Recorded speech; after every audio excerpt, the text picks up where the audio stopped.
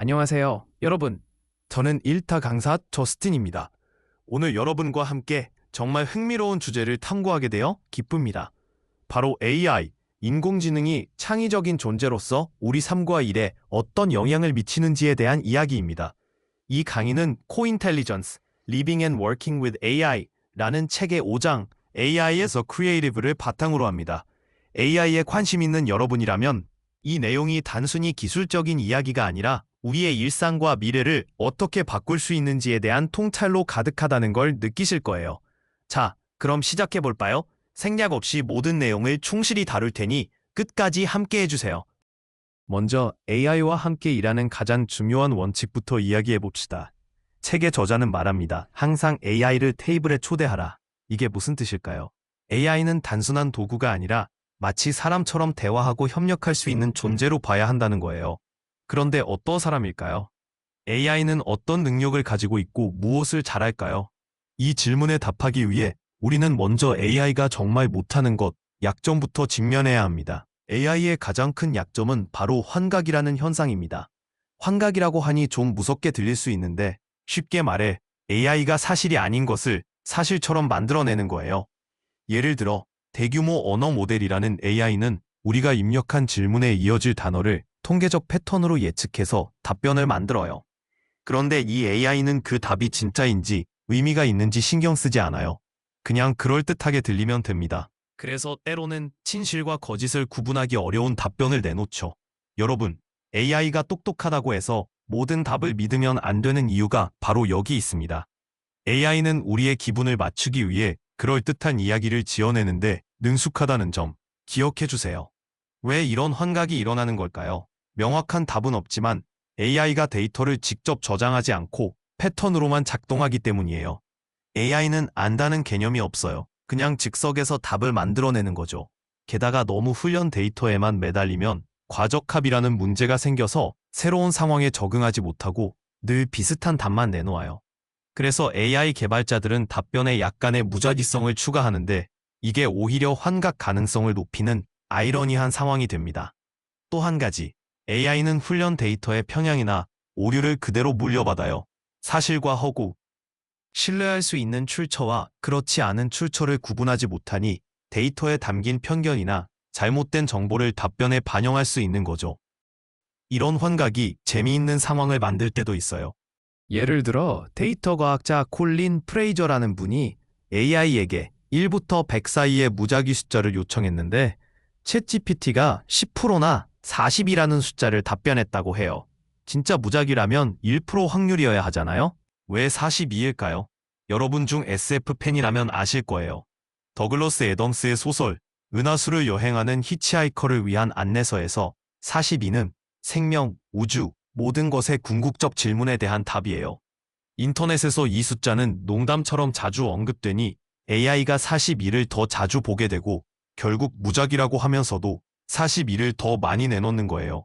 웃기죠? AI가 무작위라고 환각하면서 특정 숫자를 더 자주 선택하는 모습. 이게 바로 AI의 한계 중 하나입니다. 이런 문제는 AI가 기억이 아니라 패턴으로 답변을 만들기 때문에 더 복잡해져요. 유명한 인용문, 예를 들어 Fourscore and 7 years ago처럼 잘 알려진 문장은 AI가 정확히 완성할 수 있어요. 하지만 좀 더 모호한 정보, 예를 들어 제 개인 이력 같은 건 그럴듯한 거짓말로 채워버리죠. GPT-4가 저를 컴퓨터과학 전공자로 만들어버렸다는 사례처럼요. 정확한 기억이 필요한 상황에서는 환각이 나올 가능성이 높아요. 다만 AI가 웹 검색 같은 외부 자원을 활용할 수 있다면 이 문제가 좀 나아질 수도 있습니다. 그런데 AI에게 왜 이런 환각을 만들었어? 라고 물어봐도 소용없어요. AI는 자기 작동 방식을 의식하지 못하니까요. 설명을 요청하면 또 그럴듯한 답변을 만들어낼 뿐. 진짜 이유와는 상관없어요. AI는 모르겠습니다 라고 말하도록 설계되지 않았어요. 대신 자신감 있게 답변을 내놓죠. 이게 위험한 지점이에요. 2023년에 실제로 큰 사건이 있었어요. 스티븐 슈워츠라는 변호사가 챗GPT로 법적 서류를 준비하면서 가짜 사례 6개를 인용했고 이걸 법원에 제출했어요.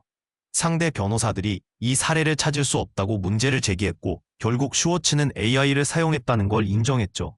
그는 속일 의도가 없었다고 했지만 판사는 이를 악의적 행동으로 보고 벌금 5,000달러를 부과했어요. 이 사건은 AI를 맹목적으로 믿으면 안 되는 이유를 잘 보여줍니다. 이런 사례를 보면 AI의 한계가 분명해요. 하지만 희망도 있어요. 모델이 발전하면서 환각 비율이 줄어들고 있거든요. GPT 3.5는 인용의 98%에서 오류를 냈지만 GPT-4는 20%로 줄었어요. AI에게 오류를 수정할 수 있는 기능, 예를 들어 백스페이스 같은 기능을 추가하면 정확성이 더 높아질 거예요. 저자의 원칙 4를 기억하세요. 지금 사용하는 AI가 당신이 만날 가장 나쁜 AI라고 생각하라. 기술은 계속 발전할 거예요. 하지만 지금은 AI의 한계를 이해하고 사실 확인이 필요한 상황을 아는 게 중요합니다. 특히 정밀함이 중요한 임무에는 AI를 맹목적으로 쓰면 안 돼요. 그런데 흥미롭게도 이 환각이 AI의 창의성에 기여하기도 해요. 환각 덕분에 AI는 훈련 데이터 밖에 새로운 연결을 찾고 예상치 못한 작업을 해낼 수 있어요. 예를 들어 달에서 스튜를 먹는 코끼리에 대한 문장을 만들 때 모든 단어가 모음으로 시작해야 한다고 요청했더니 AI는 An elephant eats an oniony oxtail on outer orbit 라는 문장을 만들어냈어요. 이게 AI 창의성의 역설이에요. 사실적 작업에서는 위험하지만 창의적 작업에서는 강점이 되는 거죠. 오늘 강의의 핵심 질문은 바로 이겁니다. AI의 강점을 어떻게 활용하면서 약점을 피할 수 있을까? 자, 이제 AI가 어떻게 창의적으로 생각하는지 더 깊이 들어가 봅시다. 많은 분들이 자동화 기술의 역사를 보면 AI가 지루하고 반복적인 일을 먼저 잘할 거라고 생각했겠죠. 증기기계나 로봇이 그랬던 것처럼요. 하지만 현실은 달라요. AI, 특히 대규모 언어 모델은 글쓰기에 탁월하고 트랜스포머 기술은 예술, 음악, 비디오 제작까지 다양한 창의적 작업에 활용되고 있어요. 연구자들은 오히려 반복적인 직업이 아니라 창의적 직업이 AI에 가장 큰 영향을 받는다고 말해요.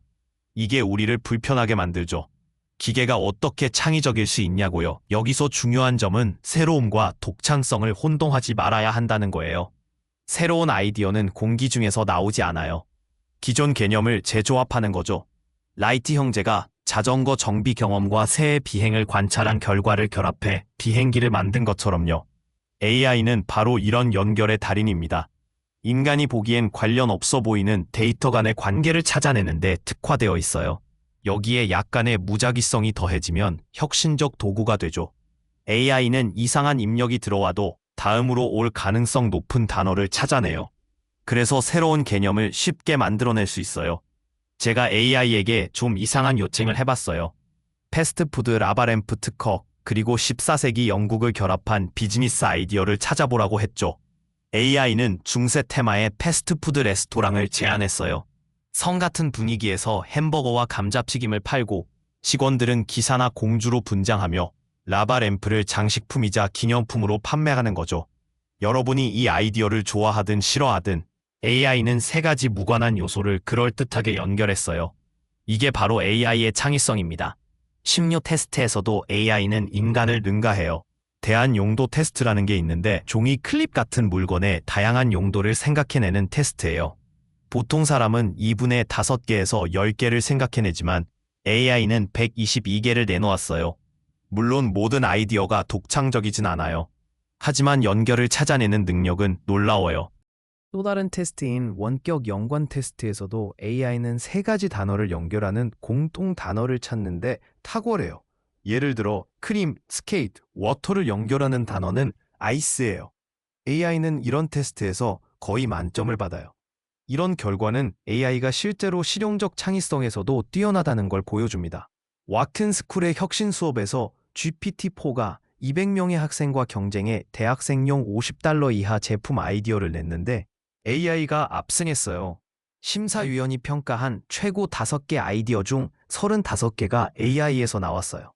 속도뿐 아니라 품질에서도 인간을 이긴 거죠. 하지만 걱정 마세요. 인간의 역할이 끝난 건 아니에요. 가장 창의적인 사람들은 AI 도움에서 큰 혜택을 못 받아요. AI는 비슷한 아이디어를 반복하는 경향이 있거든요. 그래서 다양한 아이디어를 내는 데는 인간 그룹이 더 나아요. 결론은 혁신에서 인간과 AI가 함께 해야 한다는 거예요. 특히 창의적이지 않다고 느끼는 분들은 AI를 활용하면 큰 도움이 될 거예요. 그럼 AI를 어떻게 아이디어 생성에 사용할까요? 대부분의 AI 아이디어는 평범할 거예요. 하지만 그중 몇 개가 영감을 줄 수 있어요. 예를 들어 우편 주문 치즈 가게 슬로건 붕괴를 요청했더니 줄을 서지 말고 블루를 얻으세요. 같은 재치 있는 아이디어가 나왔어요. 별로면 다른 프롬프트를 주고 또 20개를 받으면 돼요. AI는 끊임없이 아이디어를 생성하는데 탁월해요. 중요한 건 AI에게 구체적 지시를 주는 거예요. 마케팅 전문가처럼 영리하고 다양한 아이디어를 내라고 요청하면 더 나은 결과를 얻을 수 있어요. 또 하나 팁은 다양성을 추구하라는 거예요. 좋은 아이디어를 찾으려면 많은 나쁜 아이디어를 거쳐야 해요. AI는 빠르고 저렴하게 많은 아이디어를 내놓으니 그중 보석 같은 아이디어를 골라내면 돼요. AI에게 이상한 답변을 요구하는 것도 방법이에요. 평균적인 답 대신 고변동성, 독특한 답을 끌어내면 더 창의적인 결과가 나옵니다. 예를 들어 슈퍼히어로가 에스프레소를 만드는 방법을 물었더니 나이트크롤러가 순간이동으로 이탈리아 바리스타에게 배우고 돌아온다는 아이디어를 냈어요. 이런 영감이 새로운 제품 아이디어로 이어질 수 있죠.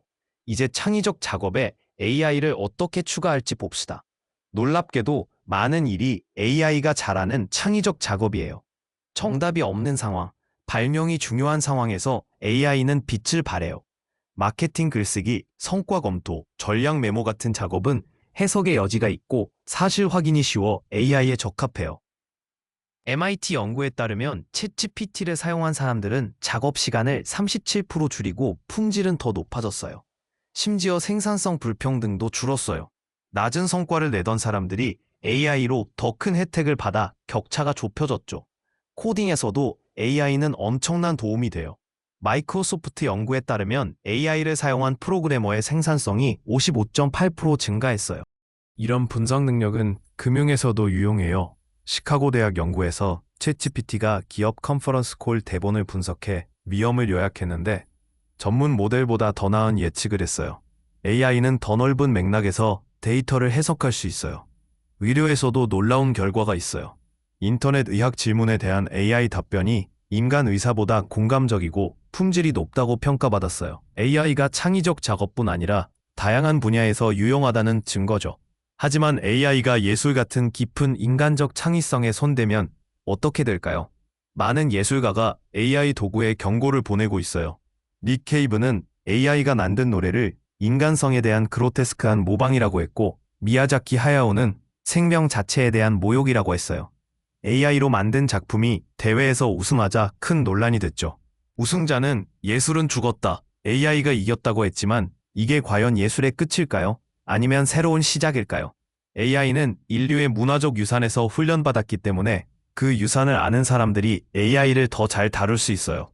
작가들은 AI 프롬프트를 잘 주고 결과를 편집하며 스타일을 실험하는데 능숙해요. 시각 예술에서도 마찬가지예요. AI 이미지 생성기는 과거 예술 작품에서 훈련받았으니 예술사를 아는 사람이 더 독특한 이미지를 만들 수 있어요. 그런데 대부분은 스타워즈나 스파이더맨 같은 익숙한 이미지만 만들어요. AI는 우키요의 스타일 스파이더맨도 만들 수 있는데 말이죠. 예술사를 아는 만큼 AI는 더 강력한 도구가 돼요. 그리고 예술을 존중하는 사람들은 살아있는 예술가의 스타일을 모방하지 않는 책임감도 가질 거예요. 이제 마지막으로 창의적 작업의 의미에 대해 생각해 봅시다. AI가 대부분 사람보다 글을 잘 쓰고 더 창의적이라면 미래는 어떻게 될까요? 긍정적인 면도 많아요. 창의적 잠재력을 발휘한다고 느끼는 사람은 31%뿐이에요. 좌절된 창의적 에너지가 많은 거죠. 저도 시각 예술에 재능이 없었지만 AI 도구인 미드저니를 통해 예술적 차트를 만들고 많은 사람의 호응을 얻었어요. 예술인지 아닌지는 철학자들 논쟁이지만 창의적 충족감을 느낀 건 분명해요. AI는 새로운 표현 방식을 제공해요. 학생들이 글쓰기 약점을 극복하고 더 나은 자료로 일자리를 얻는 사례도 봤어요. 하지만 위험도 있어요. 모든 소프트웨어에 AI 초안 생성 버튼이 생기면 우리는 그 버튼을 누를 거예요. 빈 페이지보다 초안이 있으면 시작하기 쉬우니까요. 학생, 매니저, 교사 모두가 그 버튼을 누를 거예요. 문제는 AI 초안에 고정돼 창의성과 독창성을 잃을 수 있다는 거예요. 또 깊은 사고와 추론의 기회를 놓치고 실수에서 배우는 것도 줄어들어요. MIT 연구에서도 대부분이 AI 출력을 편집조차 안 했어요. 그냥 AI 답변을 그대로 쓰는 거죠. 더 큰 문제는 의미의 위기예요. 창의적 작업은 시간이 걸려야 의미가 있다고 느껴져요. 추천서처럼요. 교수가 시간을 들여 쓰는 게 학생에 대한 지지의 신호잖아요. 그런데 AI가 더 나은 추천서를 순식간에 쓰면 그 의미가 사라져요. 성과 검토, 대학 에세이, 연설 등 많은 작업이 마찬가지예요. AI가 만든 문서가 AI로 평가받는 세상에서 작업의 의미가 사라질 수 있어요. 우리는 예술과 작업에서 새로운 의미를 만들어야 해요. 과거에도 그랬죠. 음악가는 레코드 대신 라이브 공연으로, 화가는 사진으로 예술을 재정의했어요. AI 시대에도 우리는 새로운 의미를 찾아낼 거예요. 여러분, 오늘 강의로 AI의 창의적 가능성과 한계, 그리고 우리의 역할에 대해 생각해 보셨길 바랍니다. AI는 강력한 도구지만 인간의 손길이 여전히 필요해요. 함께 새로운 미래를 만들어가요. 감사합니다.